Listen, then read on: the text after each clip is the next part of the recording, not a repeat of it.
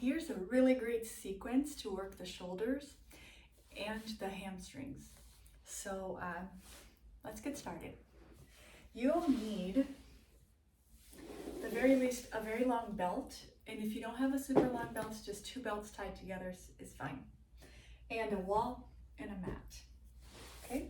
If you have a sandbag, a block, and a bolster handy, those are great things to have, but you may not need them.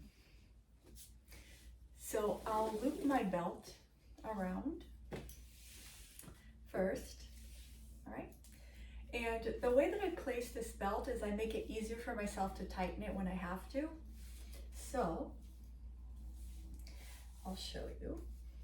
I put the belt around my body like this, and I make sure that the belt isn't twisted, so that there isn't a twist. I make sure it's nice and smooth around this part of my back, under my arms.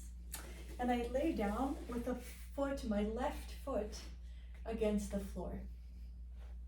Okay, and I leave the belt here. So I want to lay down with enough room to bring my leg out to the side. So I just leave enough room there. All right, so go ahead and inhale. You can bring your hands to your shins and make sure that you cross your fingers and you put them in the middle of the shin, not here close to the knee. So put them in the middle of the shin. If this is extremely hard, then go ahead and you can interlace the hand behind the thigh. Make sure that you have contact with the other foot against the wall. So here we'll breathe. Relax the eyes, the ears, the throat. And you can stay here for about 30 seconds or a full minute. So it's up to you. Then go ahead and put your belt around the foot and then adjust it so that it's underneath sort of the armpit region. And here I have the buckle set up so that I can just pull down. So it makes it really easy. If the buckle were on this side, it would be really difficult, right? So I bring the buckle here so I can just pull down and adjust that. And what I want, see here I have kind of a very large angle. I want to keep my leg at about a 90-degree angle. Okay, so once I have that, I will grab, if I have a sandbag, I can put a sandbag on my thigh like this, on the top part of the thigh, and I have my leg up there at 90 degrees, okay? Then with the arms, I'm going to point my thumbs up towards the ceiling, and I have them, my palms facing each other, legs at a 90-degree angle. My left foot is extended and pressing firmly against the wall.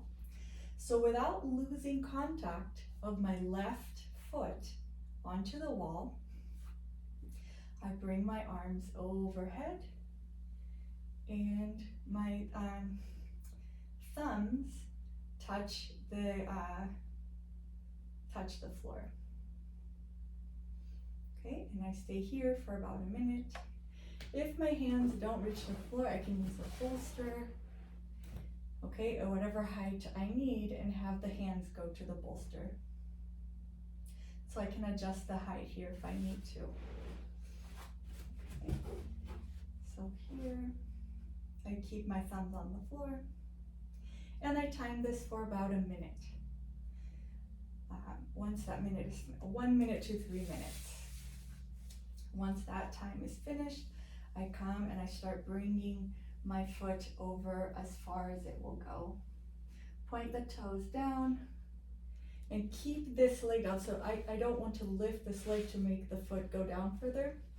I want to keep this weighted leg pressed against the wall and bring the foot as far as it'll come. If you have a wall, you can support your foot, or you can put a block underneath the foot.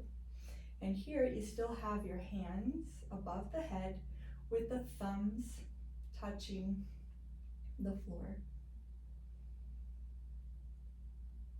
And then you set your timer, and you can start off with a minute and work yourself up to 3 minutes. That 3-minute time It's pretty important. It sort of changes the quality of the pose if you stay there for a bit. And here you work on making sure you're not holding your breath and softening the eyes, the ears, the throat. Releasing the shoulders into the mat. And every breath you soften this groin. Lift the chest, soften the groin. And once your time is up here, you use your hands, you help the leg up. Then we remove the sandbag. And we'll take a breath here in the middle and go so that you're going over the leg on the wall. So still leg on the wall, still in contact with the wall, and you come around. So you let the body twist. Still maintaining that 90 degrees, and then you can look the other way. You can look towards, opposite from where the leg is. Try to keep both shoulders on the ground, and hear the hands come and rest in the front. Again, if the foot is not touching the floor, put a block or a chair or the wall here so that it supports the foot.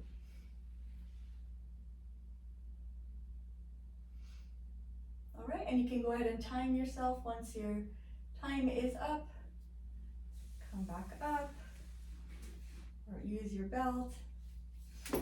Hug the knee to the chest.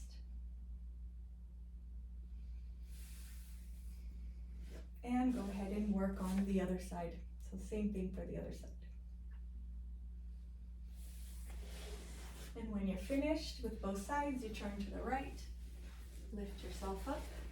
And that's a great routine to work on the shoulders, hamstrings, and just, it's a good twist also. Thank you, I hope that helps.